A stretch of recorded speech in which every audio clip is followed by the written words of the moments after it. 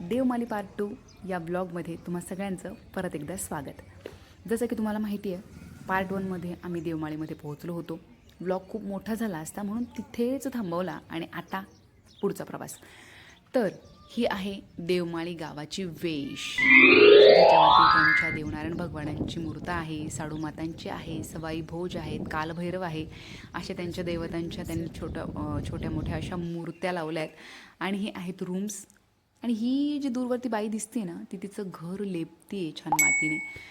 खूप मस्त वाटलं मला सगळं जुनं बघून. कौलांची घरं, पाटाईची घरं मातीने लेपतायत वगैरे. कष्ट होतात, पण त्या घरांची मजा ती वेगळीच. आणि मग या आजोबांना मी थोडीशी माहिती विचारली रस्त्यांबाबतची, इथनं परत जाताना कसं जायला लागणार आहे, किंवा इथे किती किती रूम्स अवेलेबल आहेत, कुठे कुठे आहेत, कसे रेट्स आहेत, आणि सगळंच विचारलं. बाबांची भाषा मला काहीच कळत नव्हती, पण रिक्षेची वाट बघेपर्यंत तेवढंच थोडा टाईमपास करावं म्हटलं म्हणून केला. आणि रिक्षा भेटली, आम्ही निघालो. मला तरी वाटतं तब्बल 2 ते 2.5 किलोमीटरचा रस्ता असेल. मंदिर एवढं दूरवर असेल. दुरूनच मंदिर बघून असं वाटत होतं बाबा पोहोचतोच आहे, पण भरपूर लांब होतं ते. रस्ते मात्र खराबच होते. अगदी जशी आपल्या महाराष्ट्राची अवस्था तशीच राजस्थानची, सगळीकडे सारखंच खड्डेयुक्त रस्ते. बाकी रेत यांच्याकडे सगळी फुपांड्यासारखी सफेद बघायला मिळत होती. आपल्याकडे कशी काळसर जमीन असते किंवा धूळसुद्धा उडते तर तिला असं थोडाफार रंग असतो ब्राऊनचा, तपकिरी. यांच्याकडे सर्व सफेद दिसत होतं, सर्व सफेद. बाकी या प्रदेशात पाणी नाही आहे, अशातला काही भाग नाही आहे. पाणी आहे व्यवस्थित. त्यांच्या गुराढोरांपुरता व्यवस्थित चारा होतो सगळं. फक्त त्यांच्याकडे ऑदर पिकं नाही घेत. फक्त बाजरी, ज्वारी, गहू यासारखीच पिकं होतात. कडधान्यसुद्धा यांच्याकडे पिकत नाही. तर असा हा प्रदेश आहे. बाकी खडकं खूप मोठमोठाले, त्यामुळे यांच्याकडे फरशांची कामंही जास्त होतात. आणि बघू शकता त्यांच्या झाडांनासुद्धा कुंपणं त्याचीच आहेत. आपल्याकडे आपण तार कंपाऊंड करतो, पण ते छान वाटत होता ते कुंपणं. आणि सगळीकडे आपल्याला झाडं मात्र बाबळी आणि कडुनिंब ही 2च बघायला मिळतील. दुसरी मला वाटत नाही दुसरे झाडं मी कुठं बघितलेत. आणि फार तर एखाद्याने लावले असेल दारासमोर किंवा त्यांच्या बगीचेत तसे, ज्याच्याकडं पाणी वगैरे व्यवस्थित आहे काय, तर त्याने आंबे वगैरे लावले असतील तर ठीक आहे. बाकी ऑदर तर मला दिसत नाही आहे इथं काही दुसरी झाडं. सगळीकडे तेच आहे. आणि वाळवंट म्हणजे मला असं वाटलं सगळा फुफांडा आणि सगळीकडे उंट दिसतील मला. उंट कुठेच दिसले नाही. मी त्या भाभींना विचारलं सुद्धा होतं, ज्यांच्याकडे आम्ही रूम घेतलेत, भाभी उंट कुठे गेलेत म्हणून. तर भाभीचं म्हणणं असं होतं की उंट इथे नाही आहेत, उंट अजमेर वगैरे तिकडे आहेत. आणि अजमेर इथनं फक्त 70-1 किलोमीटर अंतरावर असेल. तर त्यांचं म्हणणं असं होतं की आता शेतीकाम इतकं, म्हणजे ज्यांच्याकडे प्रॉपर शेतीकाम होतं ती लोक उंट पाळतात नाही.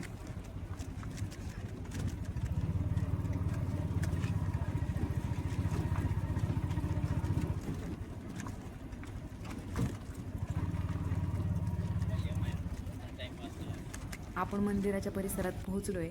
आता तिथे किती वेळ लागेल माहीत नाही. इथे मी कबुतरांचं हे बघितलं, पिंजरा नाही आहे, वरती मोकळं आहे, पण त्यांनी जाळी लावली आहे. तर या कबुतरांना इथं खाणं टाकलं जातं. तिथे धान्यसुद्धा विकत मिळतं. आणि जे कोणी लोक येतात ते टाकतातच, पण इथले प्रॉपर जे लोक आहेत ते सुद्धा टाकतात. ते मी पुढे दाखवण्याचं आता सध्या तरी मी चालली आहे तिकडे झाडा घ्यायला. झाडा देतात इथे 3 दिवसांसाठी. मी तिथे व्हिडिओ घेतला नाही, मला योग्य वाटला नाही म्हणून. या मुलाला थोडीशी माहिती विचारली इथली, आणि मग आम्ही आतमध्ये दर्शनाला गेलो. त्याच्याकडनं ते जे काही पूजेचं सामान ते विकत घेतलं आणि मध्ये गेलो.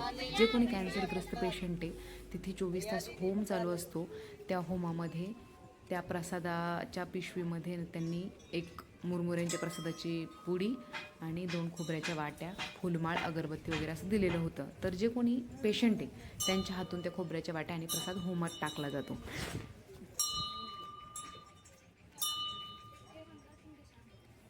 कालभैरवाचं सुंदर मंदिर आहे. इथं प्रदक्षिणाही ते घालायला लावतात, 5 प्रदक्षिणा करायला लावतात पूर्ण. आणि थोडा वेळ बाजार वगैरे त्यांचा बघितला आणि मग आम्ही रूमवरती परत आलो. आणि ही आहे पहाट, राजस्थानमधली माझी पहिली पहाट.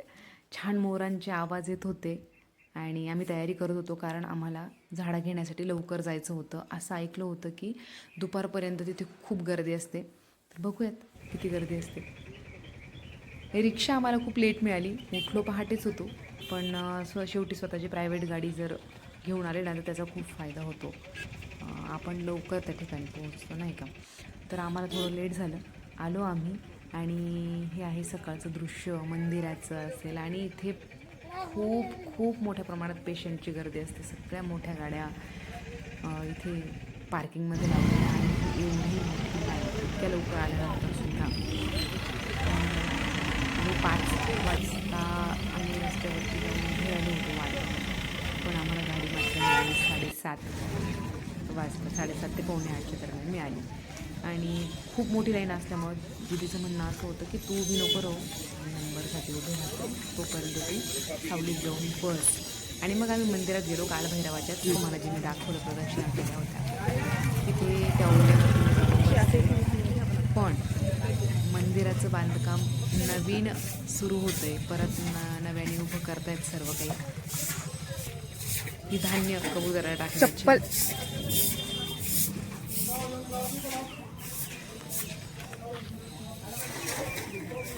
आणि ह्या ओट्यावर मी बसले आणि मी व्हिडिओ झूम करून घेत होते की किती भयानक गर्दी आहे. लाईन तर आहेच, पण त्या व्यतिरिक्त पण आसपास खूप लोक उभे होते. हे रिलेटिव्ज नाही, त्यामध्ये काही पेशंटसुद्धा होते ज्यांना उभं राहण्याची ताकद नाही आहे, ज्यांना हातांना धरून उभं राहावं लागतं. त्यांना 2 जण लागतात आधार द्यायला. काही लोक व्हीलचेअरवर होते. तर भरपूर होते कॅन्सरग्रस्त पेशंट. मला काही त्यांची अवस्था बघून तर वाईट पण वाटत होतं, कारण जास्त वय झालेले लोक पण होते आणि 2-3 जणांचा आधार घेतल्याशिवाय ते काहीच करू शकत नव्हते. आणि इकडे आहे गाव. तुम्हाला म्हटलं होतं ना की गाव, मला असं वाटलं की मंदिराच्या एरिया आहे तर फक्त मंदिरच असेल, त्याच्याच आसपासचा परिसरात दुकानं वगैरे एवढंच असेल, पण तिथे गावसुद्धा आहे. आणि हे सकाळचं दृश्य असल्यामुळे कबुतरांचं बघू शकतो तुम्ही. भांडणं चालले होते 2 कबुतरांचे. आणि नंतर हळूहळू थवा वाढत होता त्यांची गर्दी वाढत होती. हळूहळू येत होते कबूतर. आणि प्रॉपर तिथले लोक आहेत, ते लोकसुद्धा तिथं धान्य टाकत होते, गोण्यांमध्ये आणत होते, कारण त्यांच्याकडे ती प्रथाच आहे, त्यांच्याकडे ती मान्यताच आहे की कबुतरांना खाणं टाकलंच पाहिजे. आणि देवनारायण भगवान जे आहेत, पशु पक्षी प्राण्यांवरती खूप प्रेम करणारे, त्यांचं संरक्षण करणारे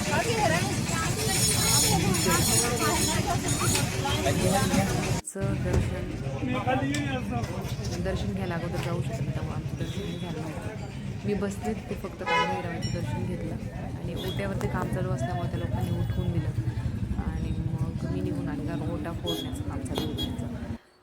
मी चालत बसले आणि फायनली नंबर आला जवळ, पण आले. कुठल्याही प्रकारची पैशांची मागणी नाही आहे. 10 रुपये जर टाकलं काय केलं, 500 टाकलं, ज्याचे त्याच्या दान धर्म ज्याचे त्याच्या बुद्धीवर आहे करायचं कसं त्याच्यावरती. आणि मग पुढे गेल्यानंतर मी काही बघितलं.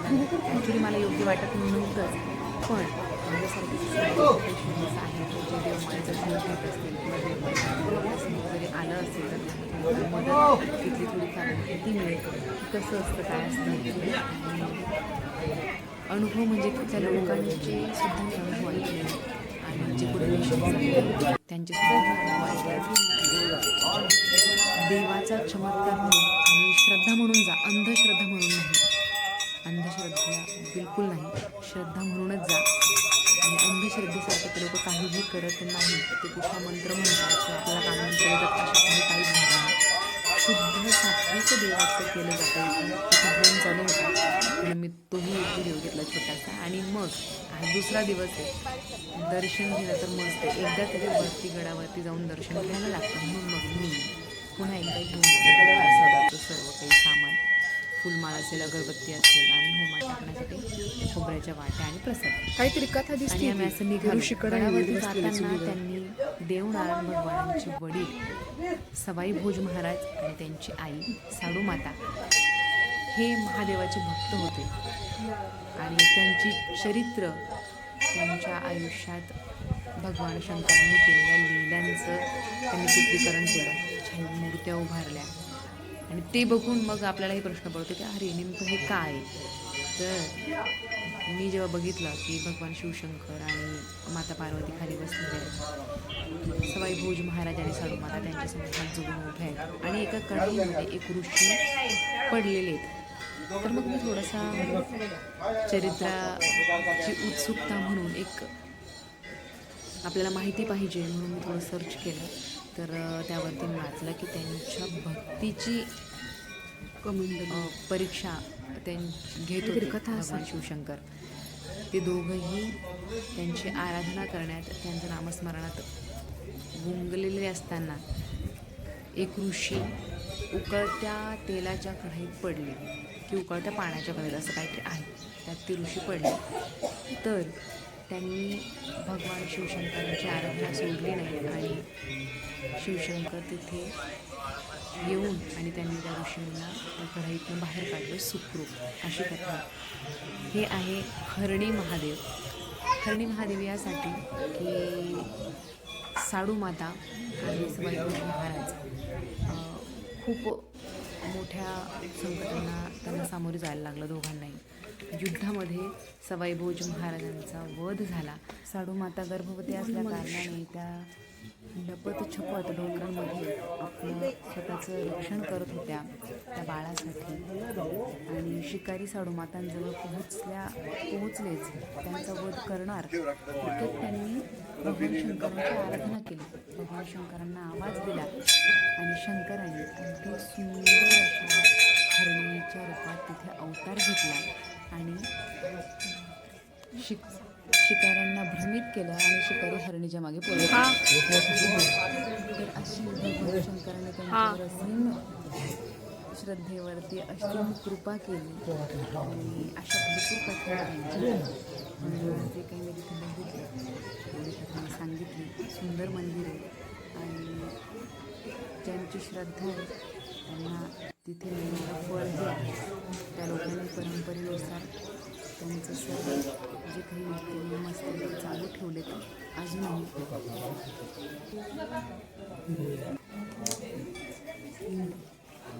आणि आपणही तितक्याच श्रद्धेने हात जोडले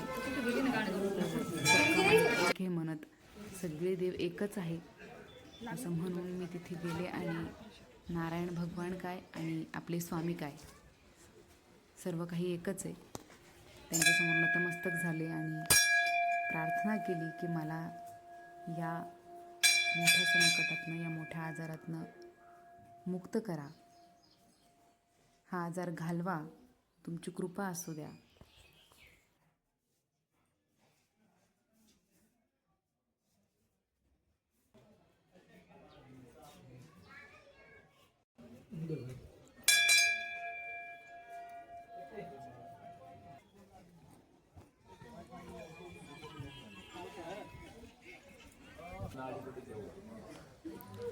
इथे पुढे होम आहे.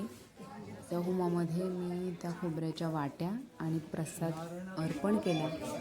अगरबत्त्या तिथे लावल्या आणि देवाकडे माझ्यावरती कृपा आशीर्वाद करा अशी प्रार्थना केली. इथे नारायण भगवानांची सुंदर अशी मूर्ती, कारण अशी आख्यायिका आहे, असं चरित्र आहे की कमळाच्या तळ्याजवळ नारायण भगवानांचा जन्म झाला आहे आणि जेव्हा जन्म झाला तेव्हा प्रचंड त्या तळ्यामध्ये कमळाची फुलं उमलली आणि सर्व वातावरण सुगंधित आणि निर्मळ झालं. बाळ जन्माला आलं तेव्हा त्याच्यावरती एक वेगळंच तेज होतं असं मी त्या कथेत वर्णन ऐकलं आहे. त्यामुळे इथे त्यांनी शेषनाग आणि कमळाच्या फुलात देवनारायण भगवानांची छोटी मूर्त ठेवली आहे. इथे हे महाराज धागे देत होते. ज्यांना कुणाला धागे हवेत ते आपण तिथे धागा मागितला तर ते आपल्याला धागेसुद्धा देतात बांधायला. आणि प्रत्येक ठिकाणी त्यांच्याकडे झाडा लावण्याची पद्धत आहे. चला वरती जाऊया.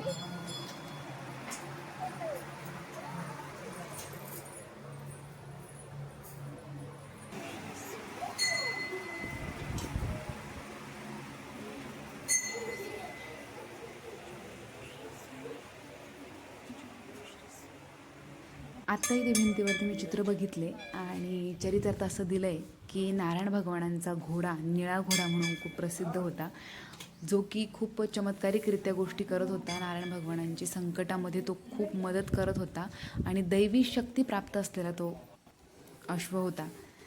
आणि हे जे मंदिरावरती तुम्हाला मूर्त्या दिसत आहेत, या प्रतिमा नारायण भगवानांच्या वंशपरंपरागत जे कोणी त्यांचे वंशज आहेत त्या वंशजांच्या त्या मूर्त्या होत्या. ह्या आहेत साडूमाता आणि मांडीवरती ते जे बाळ आहे ते आहेत नारायण भगवान आणि हे त्यांचे वडील सवाई भोज महाराज. त्यांच्या मंदिराची तिथे मधाची पोळसुद्धा किती मोठी आहे बघा.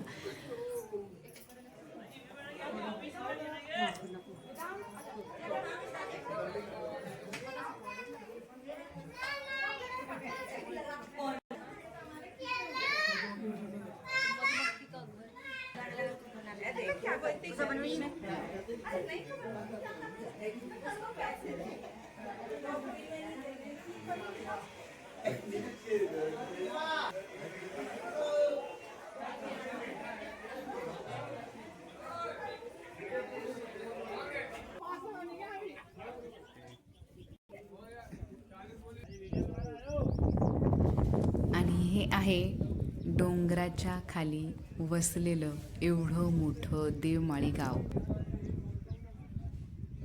सुंदर सुरेख नयनरम्य दृश्य, सगळीकडे कौलांची घरं, दारासमोर बांधलेल्या गाई, शेळ्या, म्हशी आणि मोठमोठाली खडकं. खूप सुंदर दिसत होतं गाव.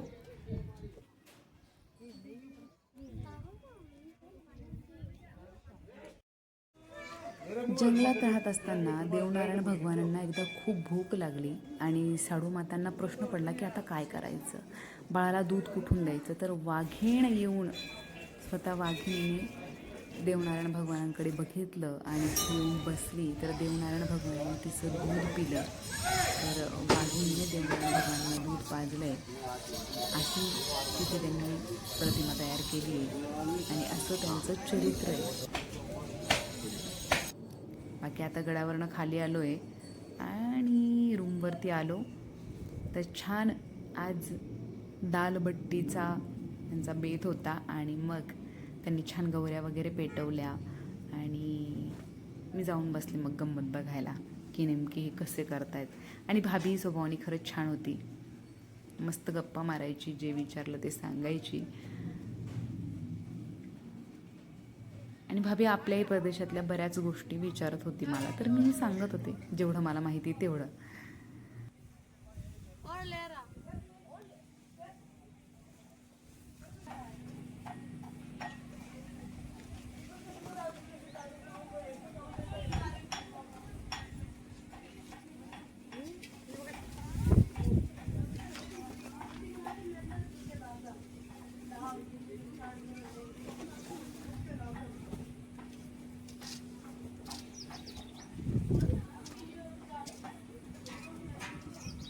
इकडे आमचा दरवाजा ओढत नव्हता, लागत नव्हता, त्यामुळे सगळेजण दरवाजाची ओढाताण करून तो लावत होते. महाप्रयत्नांनी ती कडी लागली आणि लॉक करून आम्ही पुढे जेवणासाठी आलो. खूप भूक लागली होती आणि लाईट पण गेली होती, त्यामुळे भाभीच्या सगळ्याच गोष्टींना स्वयंपाकाला वेळच झाला.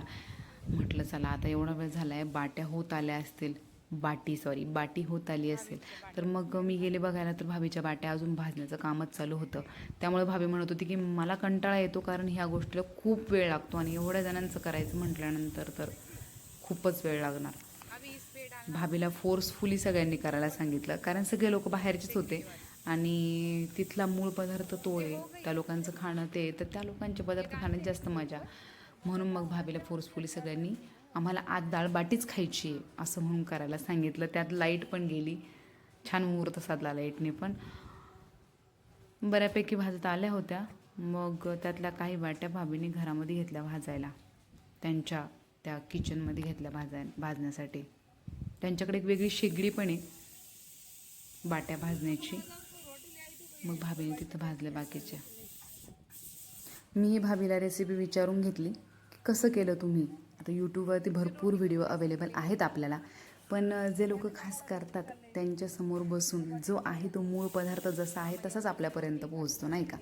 यूट्यूबवरती बरेच लोक त्यांच्या पद्धतीने जे काही त्यांना ॲड करता येईल, अजून काहीतरी छान करता येईल, याच्यामध्ये बदल करता येईल, अशा हिशोबाने थोडासा रेसिपीमध्ये बदल करून घेतात आणि तसे करतात. म्हणून म्हटलं की चला आपण भाभीलाच विचारूया. आणि मुळात मला स्वयंपाकाची आवड असल्यामुळे मला आवडतं असं काही नवीन करायला.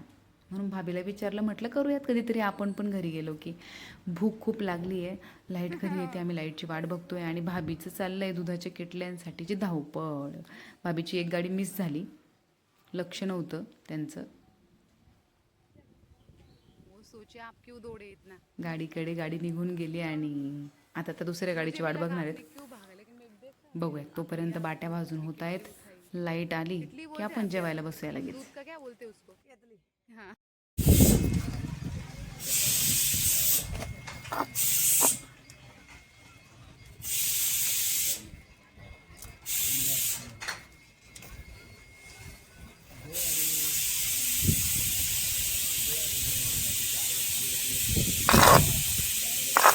वो बाजू में कैसी लाइट है आपके यहाँ पर? इशू नहीं है? वो उधर उस होटल में लाइट दिख रही है, आपके पड़ोस में दिख रही है. अभी वो कुकर को लगाने को जा रहे हैं क्या? हाँ. मुझे लगा आप निकाल रहे हो अभी सब. भूक खूप लागल्यामुळे मला असं वाटलं भाभी बाट्याच काढते, मी खूप खुश. पण मला नंतर कळलं की भाभी आतमध्ये भाजायला नेते आणि तो आहे भाभीचा कुकर बाट्या भाजण्यासाठीचा. आणि फायनली बाट्या रेडी आणि आम्ही पण जेवणाला लगेच रेडी झालो. लाईट परत गेली, मग आम्ही टॉर्च लावली आणि टॉर्चमध्ये जेवायला सुरुवात केली.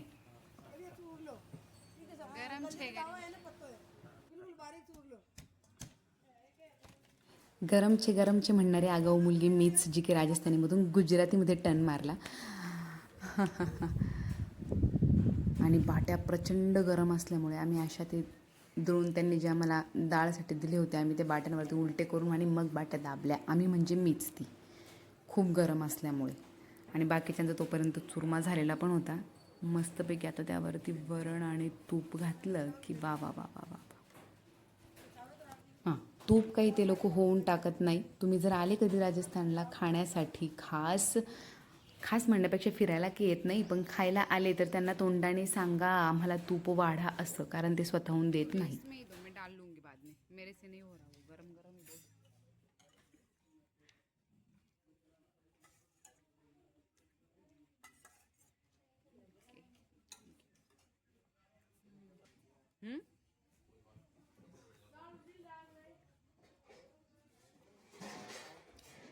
मस्त आहे काका.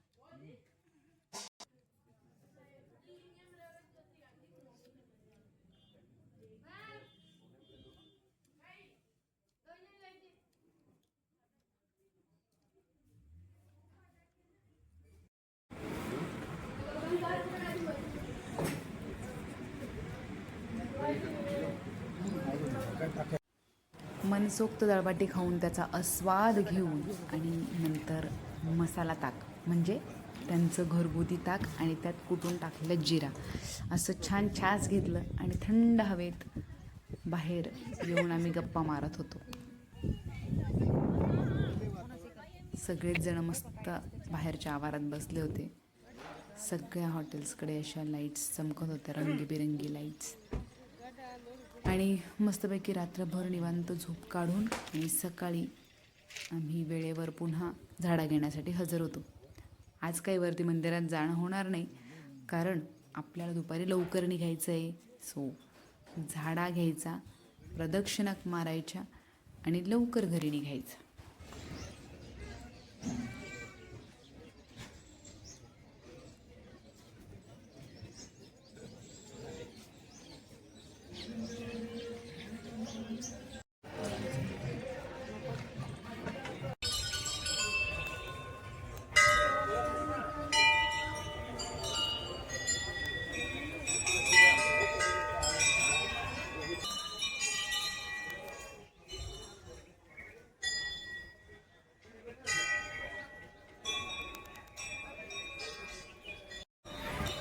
अशा इथं 5 प्रदक्षिणा मारायच्या असतात.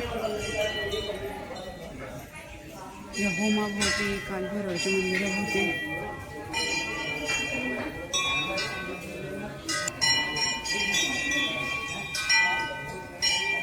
3 दिवस झाले आपल्याला देवमाळीत यायला.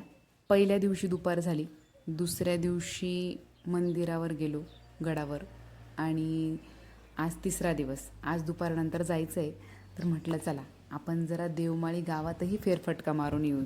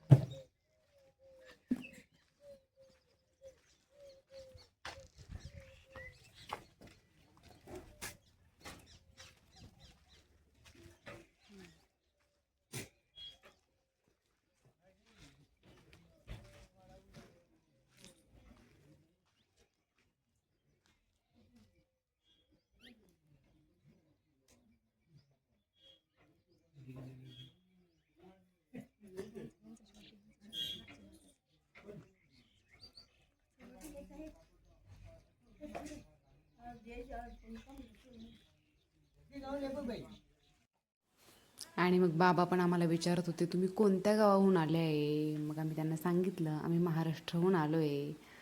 आणि मग काही नाही, ही लोक नॉर्मल बसतात जसे आहेत तसेच. आपल्याकडे तर आपण व्हिडिओ काढायला गेल्यानंतर बाई पटकन पदर सावरणार किंवा माणसाचे पटकन सावरून बसणार, टोपी बिपी नीट करणार.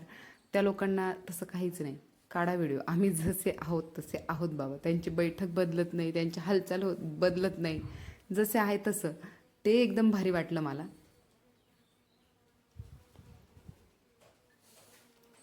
आणि या भाभी तर माझ्याकडे अशा बघत होत्या जशा काय मला कच्च्या खाऊन घेतील, नाही का.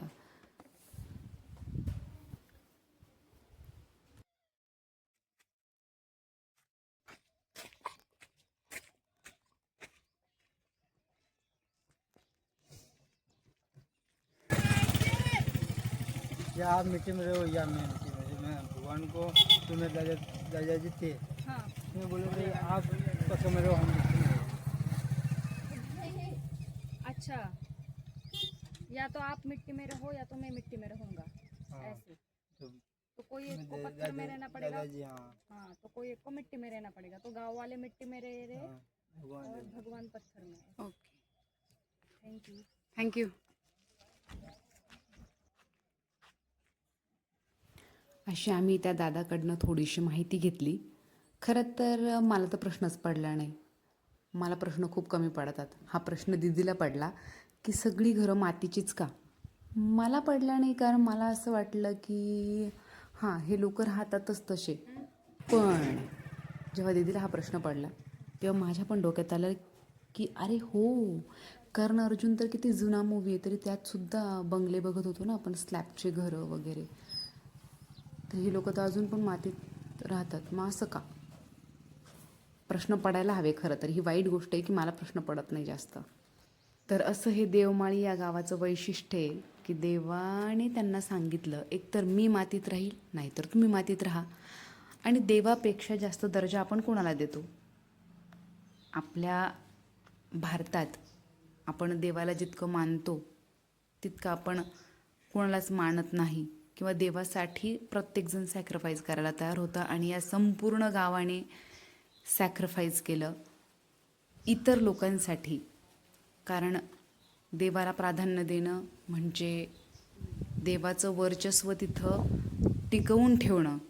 आणि देवाचं वर्चस्व असेल, देव जर तिथे जागृत असेल, तिथे असेलच, तर देवाची कृपा होणार त्या गावावरती, समाजावरती, प्रजेवरती,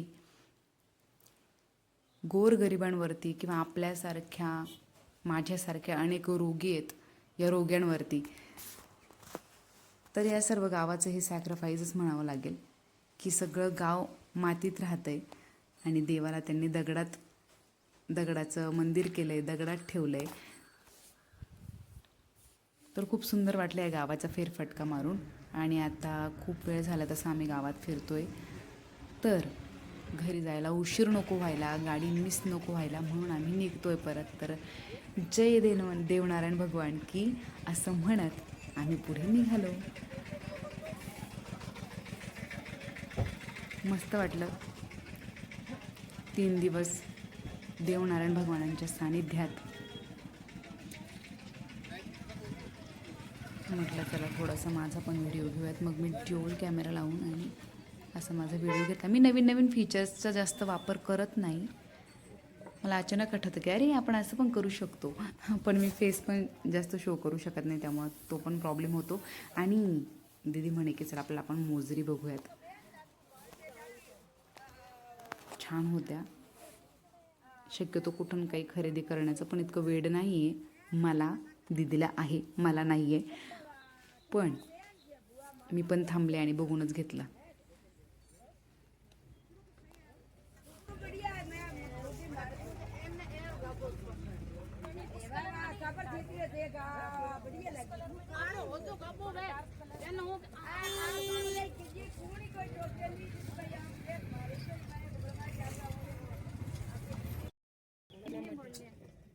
छोटा 70 को है छोटा हटाओ बॉडी चाहिए भागो मत यार गाड़ी और ये थोडीफार बार्गेनिंग करून दीदीने आमच्या दोघींसाठी मोजरी घेतली. कारण मी पण जास्त शॉपिंग करत नाही, त्यामुळे तिने मला पण घेतलं एक जोड. आणि पप्पांना पण म्हटलं होतं घ्यायचं का तुम्हाला पण ते नाही म्हटले. आहे माझ्याकडे नाही घ्यायला सांगितलं. आम्ही खूप फोर्स करत होतो पण नाही म्हटले ते. नाही म्हटले तर मग आम्ही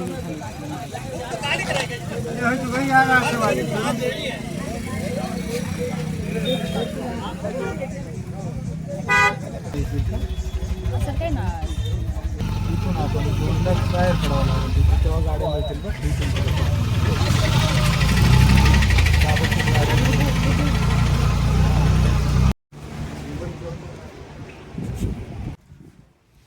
आणि आम्ही निघालोय रूमला लॉक वगैरे करून आणि चाललोय आम्ही आता गाडीची वाट बघायला.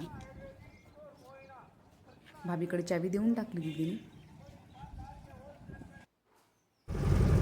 आणि 2-3 तासांनंतर रणरणत्या उन्हामध्ये आम्ही गाडीची वाट बघितल्यानंतर ही गाडी आम्हाला भेटली. देवाची कृपा. आणि जर तुम्ही कोणी येत असाल ना तर प्लीज देवमाळीच्या या फाट्यावरती थांबू नका. तुम्ही मसुदा म्हणून गाव आहे, त्या मसुदामध्ये जा. तिथे रूम पण चांगल्या रेटमध्ये अवेलेबल आहे आणि रिक्षा पण लगेच मिळतात कुठं पण जायचं असेल तर. हे पॉपकॉर्न घेतले टाईमपास म्हणून खायला. ही आहे महाराष्ट्रातली सकाळ. राजस्थान आम्ही क्रॉस केलं आहे, महाराष्ट्रात आलो आहे आणि आपल्या भागात आलो ना की काहीतरी वेगळंच वाटतं. आणि जेव्हा आपल्या एरियात चहासाठी गाडी थांबली तेव्हा असं हुस्सा सोडतो ना आपण, तसं फील झालं. खूप छान वाटलं. कधी एकदाचं घरी पोचतो असं झालं होतं.